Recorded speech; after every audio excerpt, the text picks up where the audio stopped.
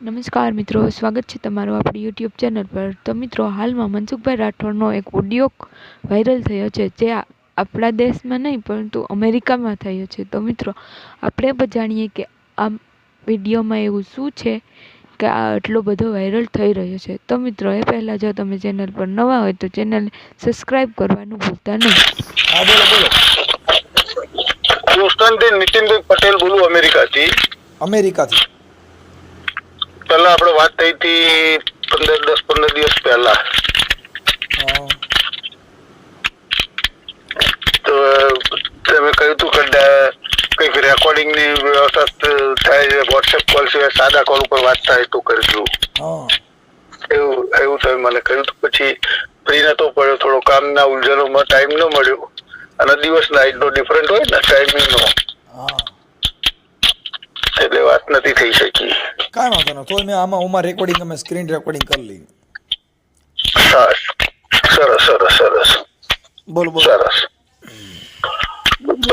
તમારા કહીને તમે જે કાર્યશૈલી ઉપાડી છે ને, એ વિચારો, મારું વતન થાય ઉત્તર ગુજરાત, પણ મારો બોન્ડ અમદાવાદમાં છે, જન્મ બરાબર। મારા કયા દેશમાંથી કહેવાય? America, Boston city. રાજ્ય અમારું મેસેચ્યુસેટ લાગે, બોસ્ટન સિટી લાગે મારું, પણ દેશ અમેરિકા થાય, યુએસએ। બરાબર। તમારું નામ શું કીધું? નીતિનભાઈ પટેલ। લેવા પટેલ। ઓકે, બોલો।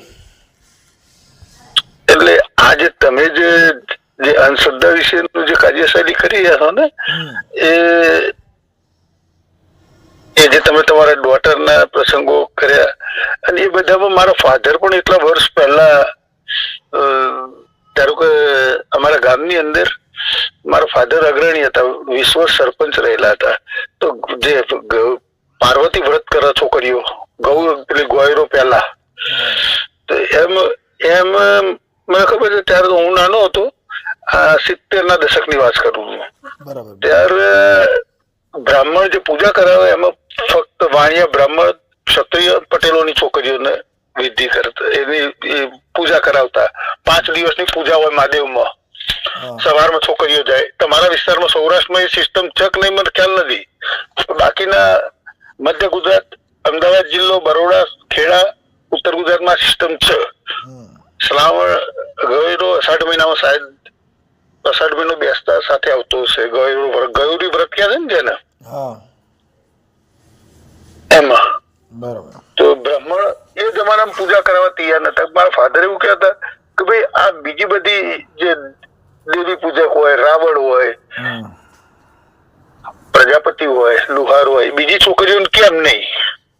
બધી છોકરીઓનો હક છે, પણ ત્યારે એ જમાનામાં એ વખતે જે વિરોધ કરવા વાળાનો ઝુંડ વધારે હોય, તો એમનું એ સક્સેસફુલ નતા થઈ શક્યા।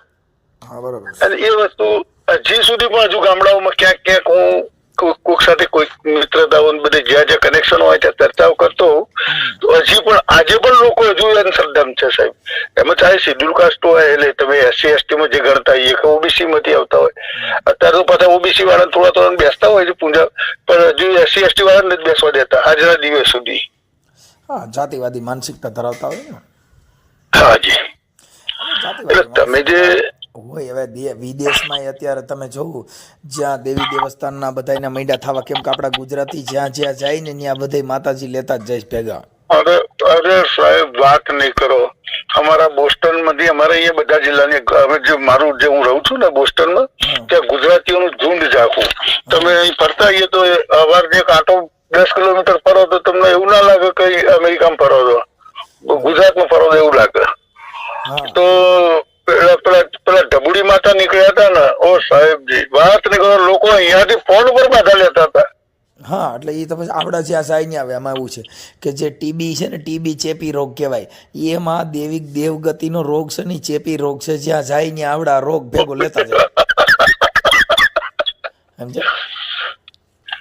એટલે બીજું તો તમારા મા બાપ નો ધન્ય રહે, તમને જન્મ દેનારી માતાજીને સલામ કરવી પડે ગુરુ। અને એના કરતા તમે જે આ કાર્ય કર્યું ને સાહેબ, પેલા હું ઘણી વખતે તમારી જે મેં વિડીયો જોયો, તમારી ડોટરના મેરેજ તમે ઉતારો કઈક સ્મશાનમાં આપ્યો અને એવું બધું જે કાર્ય કર્યું એમાં તમે ધારો હિંમત વાળા હોય તો તમે એગ્રી થઈ જાઓ, તમારા પોતે દેહ કરી, પણ તમારા બાળકો એગ્રી થવા, તમારી વાઈફ એગ્રી થવા, કુટુંબ કબીલું એગ્રી થવું અને એના સામે વ્યવહાર એગ્રી થવા, આ બધું બહુ કઠિન કામ છે સાહેબ. આ બાબતમાં તમે તમારા પોતે વિચારો, બધા સાથે સંમત થાય આખું ફેમિલી અને જ્યાં સામે વ્યવહાર પક્ષ હોય એ પણ આમાં એગ્રી થવા આ વિચારોમાં બહુ કઠિન કામ છે સાહેબ. આ કઈ નાની છોકરીના ખેલ નથી. આજે તમે કાર્ય કર્યું ને, હું આટલા દિવસથી વિચાર જ કરું છું, રોજ વિડીયો જોઉં છું. એ વિડીયો 25 વખત જોયો મેં, તો એના વિશે થિંકિંગ કરતો મનમાં વિચારતો સારું આ કેટલું બધું અઘરું કામ છે કે છે ને. હું હાઈકોર્ટમાં હમણાં એક PLI કરવાનો છું કે જે મૂર્તિ વિસર્જન છે કરે છે ને એની અંદર નામદાર કોર્ટમાંથી સ્ટે લેવાનો છે.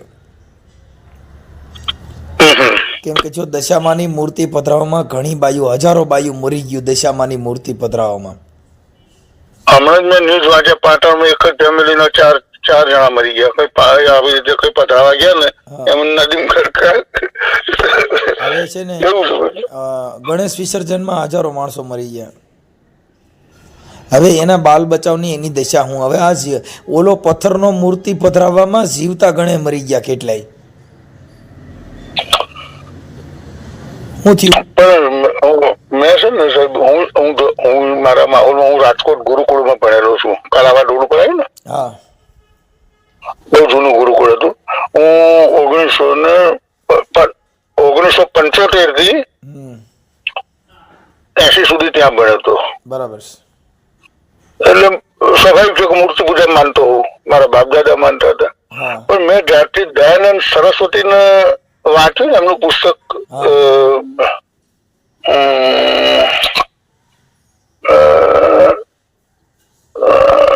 સત્યપ્રકાશ, પછી મને એમાંથી બીજા બધામાંથી મગજમાંથી નીકળી ગયું. મેં એનું 2 વખત વાંચ્યું પુસ્તક અને એમાંથી દયાનંદ સરસ્વતી અને શ્રદ્ધાનંદ સરસ્વતી બંનેની જીવન હિસ્ટ્રી વાંચી અને એમને જે કહ્યું તો એમાંથી પછી આ તદ્દન આવી ગયા છે. એટલે એક ડિબેટ છે યજ્ઞિવેશ સ્વામીનું યુટ્યુબ ઉપર, NDTV-માં છે સાહેબ. તો એની અંદર કહ્યું છે કે મૂર્તિને તમે થાળ કરો છો, તમે જળ પીવડાવો છો, તમે 2 ટાઈમ જમાડો છો, હુવાડો છો, ઉઠાડો છો, તો પછી એ મૂર્તિ ઝાડુ પેશાબ તો કરવી જોઈએ. ડિબેટમાં કહ્યું છે સ્વામીએ. તો પેલા 2 બ્રાહ્મણો હતા ડિબેટમાં, એક કર્મકાંડી હતો ને એક પેલો સાંઈ બાબા વાળો કોઈ હતો. તો એ પેલા મારવા દોડે એટલું ડિબેટમાં જોર કરતા હતા. એમની પાસે જવાબ નતો. એમની પાસે જવાબ હતો નહીં આનો. સાહેબ જે ધર્મ છે ને, ધર્મ એ એક માંગવાનો ધંધો છે. કેમ કે કોઈ ધર્મ તમને સમજાવવા આવે નહીં, સમજવાનું તમારા હાથે છે. હાલો, લોકોના મગજમાં તમારે બેસાતો હું તમારી ડિબેટો સાંભળતો હોઉં છું, ફોન કોલ રેકોર્ડિંગો બધા. લોકોના મગજમાં નથી બેસતું સાહેબ. અમેરિકામાં તમારા જે અમેરિકા છે ને એમાં, પછી આ ન્યુઝીલેન્ડમાં, અહીંયા બધા મારા ફોલોવર ઝાઝા છે. મને ઘણા ફોન આવે છે વિદેશોમાંથી આ અંધશ્રદ્ધા વિશેમાં ઘણા ઠેકાણે. પણ હવે મુદ્દો એવો છે કે આ જાલગણ આપણે આ જે કાંઈ દેવી દેવસ્થાનની પ્રથામાં પડશો, અટાણે દેશ વિદેશમાં ગયા ને તો એ વિઝા લેવા પડ્યા, એને ક્રિમિનલ કેસ ન હોય તો જઈ શકે છે, અને ન્યા જઈને માનતા એ ચામુંડમાની રાખે છે. અને કોણ સમજાવે?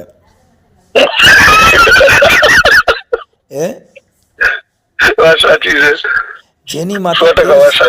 જેની માથે કેસ હોય ને જેનો ક્રિમિનલ માઇન્ડ હોય એને વિઝા નથી મળતી.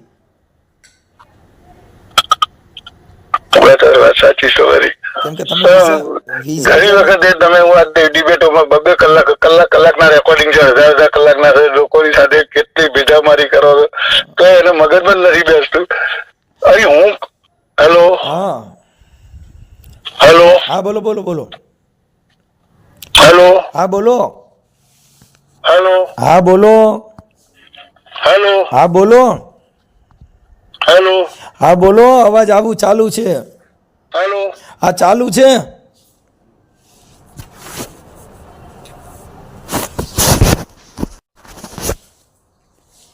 હેલો હા અવાજ કેમ વયો ગયો? તો હાલો હાલો કરતા હતા, હું હામો હાલો હાલો કરતો હતો. એટલે તમારો અવાજ નતો આવતો. હા હું હાલો હાલો કરતો હતો પણ તમને અવાજ નહોતો આવતો. હા મને સંભળાતું નથી તમારો અવાજ, એટલે મેં કોઈ કોઈ ગડબડ થઈ. નેટ કરું ને એટલે નેટમાં આપણે તમારો નેટનો પ્રોબ્લેમ હશે કદાચ. ના મારે તો 5G ચાલે છે, ફૂલ સ્પીડમાં નેટ હોય. અહીંયા તો યુએસમાં તો આપણા કરતા મતલબ દોઢી સ્પીડ હોય એની. બરાબર છે. અહીંયા ટાવરનો પ્રશ્ન ઓછો થાય છે.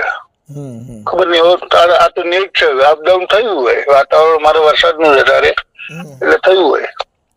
સારું તો પધારો આ બાજુ, અહીંયા ઇન્ડિયામાં આવો તો પધારજો આ બાજુ. આ ચોક્કસ મળીશ, મુલાકાત કરીશ તમારી. અને આમાં ક્યાંય પણ ક્યાંક મારી આર્થિક જરૂરિયાત ક્યાંક હોય તો મને જાણ કરજો. અમે તો સાહેબ સેવાનું જ કામ કરીએ છીએ, આ ગૌશાળાનું ને જે નિરાધાર ગૌશાળામાં નહીં પણ બાળકોનું સ્ટડી, જ્ઞાતિ ગમે તે મુસ્લિમ સિવાય કોઈ પણ બાળકોને ક્યાંય જરૂરિયાત હોય, ભણાવવાની જરૂરિયાત ઉભી હોય તો એમાં મને ઉપયોગી કરજો. જી અત્યારે છે ને અમારે જરૂરિયાત એટલી છે ખાલી ચોપડાઓની, તો કરાઈ વ્યવસ્થાની. કેમ કે અમે છે ને અત્યારે લાઇબ્રેરીમાં છોકરાઓને ભણવા માટે લાઇબ્રેરીમાં ટ્યુશન ક્લાસ ને એવું હલાવી છીએ. સરસ સરસ સરસ સરસ. એટલે એ છે ને એના માટે આપણે છોકરા ભણતા હોય ને એનામાં લાઇબ્રેરીમાં અત્યારે તૈયારી કરાવવાની, પછી કોઈ પણ કાસ્ટ ના હોય. હાલો હું તમને ત્યાં પહોંચાડે એ માણસ જે મારો ત્યાં મારું જમીનો ને બધું છે ને ત્યાં વહીવટ કરે છે જે માણસ, એ છોકરાની જોડે હું કહું અને તમારો નંબર મોકલું અને પછી તમને પેલી કરો વ્યવસ્થા. ઓકે સાહેબ, કાંઈ વાંધો નહીં, કાંઈ વાંધો. ખાલી આપણે તો પૈસાની જરૂર નહીં, ખાલી ચોપડા ને એવું લઈ દઈએ હાલે. આપણે કોઈના પૈસા લેવાની એવું કોઈ જરૂરિયાત નથી. એ તો તમને એ વ્યવસ્થા કરી દેશે. હું કરું છું એની જોડે વાતચીત અને કહું તમને. બીજું કહો. બસ બસ આનંદમાં. સરસ. આ યજ્ઞમાં આજે તમે જીવનનું જે ક્રિયા કરી છે સૌથી મોટું સાંભળી અને ડિબેટો અલગ તમારા જેટલા યુટ્યુબ ઉપર છે વિડીયો જે ઓડિયો એ બધા સાંભળે અને એમાંથી પણ લોકોને જેને રસ હોય થોડું ઘણું એ પણ રસ હોય સાંભળે. હવે લોકોને મગજમાં નથી બેસતું સાહેબ. સમાજ છે એની અંદર તો જેને જેવું સારું લાગે એવું બોલતો. અચ્છા મનસુખભાઈ, એક બીજું પેલું તમે ઉગમ પદ નું મેં કાલે 2-3 વખત તમારા કોલ રેકોર્ડિંગ, ઉગમ પદ શું છે? ઈ ધર્મ છે ઉગમ ફોજ, અહીંયા બાંદ્રાની અંદર ઉગારામ બાપા. આ મેં તમારી ડિબેટમાં કોઈની સાથે સાંભળ્યું છે, કોઈ વ્યક્તિ બોલતી હતી સામે, તો એટલે ઉગમ ફોજ એક વિચારધારા છે, એક ધાર્મિક વિચારધારા છે. ઉગમ ફોજ છે, રવિ ભાણ ફોજ છે, આ બધી સંપ્રદાયો છે. રવિ ભાણ સાહેબ નું તો આશ્રમ અહીંયા આવ્યો ને, આપણે વિરમગામ રોડ ઉપર આવે ને, અમદાવાદ થી વિરમગામ રોડ ઉપર એકલામ ક્યાંક આવે. સંપ્રદાય છે, સંપ્રદાય રવિ ભાણ ફોજ. અચ્છા. હા, રવિ ભાણ ફોજ એટલે મતલબ સનાતન ધર્મ ની અંદર આ સંતો થયા એટલે એને રવિ ભાણ ફોજ કહેવામાં આવી. મેં કબીર સાહેબ, સંત રોહિદાસ, સંત રામદાસ, તુકારામ એમના વિશે ઘણું બધું હું સ્ટડી કર્યું છે. જેટલું રામાનંદ સાધુના 3 શિષ્ય ત્યાં કબીર સાહેબ, રવિદાસ અને ગુરુ નાનક.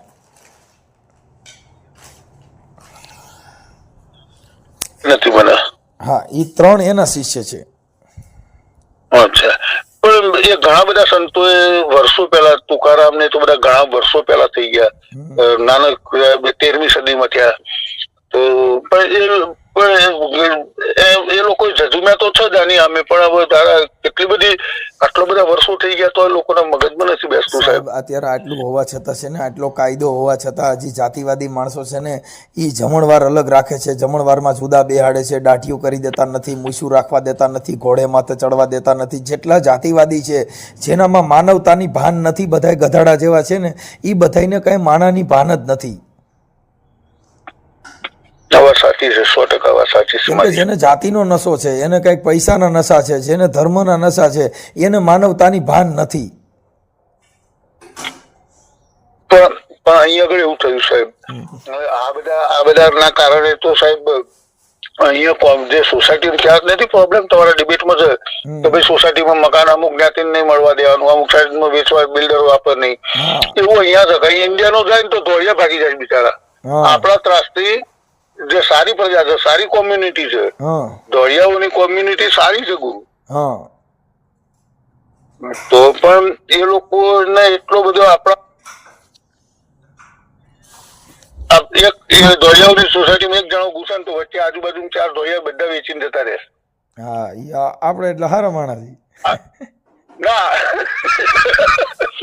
આપણા ત્રાસથી જતા રહે આ બધું. કેમ કે એ જાતા રહે ને એને આવા લાકડા ઉભા કરે એટલે શું થાય?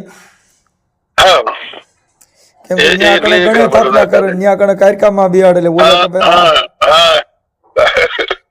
કંકુ બંકુ વેલા ભાગી જાય કે એ ક્યાં કર રહા હે સાલા. આમ તો સર એ શાંતિપ્રિય પ્રજા છે, આપણા કરતા વિચારોની દ્રષ્ટિએ અને જીવન જીવવાની શૈલી તરીકે એ શાંતિપ્રિય પ્રજા છે એકદમ. હું કામ વેચી નાખો છે ને તમે તમારી ભાષામાં ઇંગ્લિશમાં પૂછો ને એટલે તરત જ કે કારકામાન લેવા છે, તો કારકામાન ઓળખતા ન હોય હે. કેમ હું મારા મિત્ર સર્કલો છે એટલે હું ચર્ચમાં પણ જઉં છું, એવરી ડે સન્ડે જઉં છું, સ્વામિનારાયણ ટેમ્પલમાં. કાંઈ વાંધો નહીં સાહેબ, હું છે ને મારામાં એક ફોન આવે છે સાહેબનો, એટલે હું છે ને એક કાર્યક્રમમાં છું, એટલે પછી વાત કરશું. હો જો કે મિત્રો, જે અંધશ્રદ્ધા અને દેવી દેવસ્થાનમાં તો હવે અમેરિકાની અંદર પણ આપણા ગુજરાતી ગયા, ન્યાય ગણેશ વિસર્જન ને આવું બધું કીધું. હવે બિચારા જે ભૂરિયાઓ છે એ જે જગ્યાએ આપણા ગુજરાતી રહીએ ત્યાંથી ઈવડે મકાન ખાલી કરીને ગયા જવા માંડ્યા. વિચાર કરો કે આપણે કેટલી માતાજીની પ્રથાના હિસાબે હાલે છે. આપણે અમેરિકાથી નીતિનભાઈ પટેલનો મને વોટ્સઅપ કોલ હતો અને એમાં સ્ક્રીન રેકોર્ડિંગ કરીને મેં ડાઉનલોડ કર્યું હતું અને નીતિનભાઈએ કીધું હતું કાંઈ વાંધો નહીં, મારો વિડીયો મૂકજો.